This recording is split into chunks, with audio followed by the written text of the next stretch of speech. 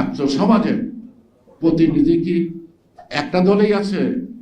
ছাত্র সমাজের অনেক রাজনৈতিক ছাত্র সমাজ আছে, ছাত্র রাজনৈতিক দল আছে না?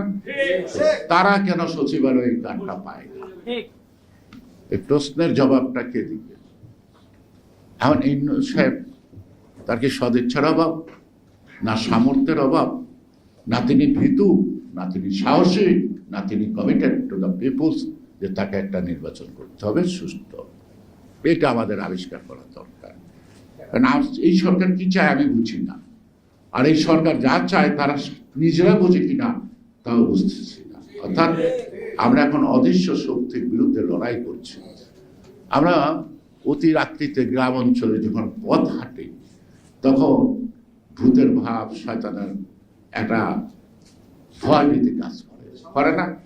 হাতে হাতে দৌড় করে কবর বা কোনো চিতার সামনে গেলে তখন জোরে জোরে গান গায়, কেউ ডাকাডাকি করে ওই ভয়টা থেকে উঠানোর জন্য। আমাদের অবস্থা হচ্ছে এইরকম, আমরা এমন একটা অচেনা ভূতের ভয়ের মধ্যে দিন কাটাচ্ছি।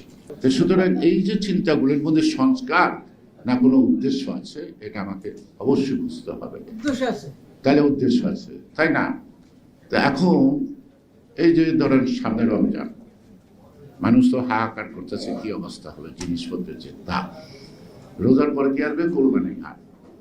দেখবেন রোজার এই এখন থেকেই ছোটখাটো গরুর খামার, আর রমজানের পর প্রত্যেকের বাড়িতে দু একটা গরু পুষবে। কেন? মোটা তাজা ওইটা কোরবানির হাটে নিবে। তা এখন এই সরকার কি এরকম মোটা তাজা করতেছে আর একটা দল করার জন্য? তা আমি বলতে পারি এক কথায়, মোটা তাজা করা হয় কোরবানির হাটে নেওয়ার জন্য।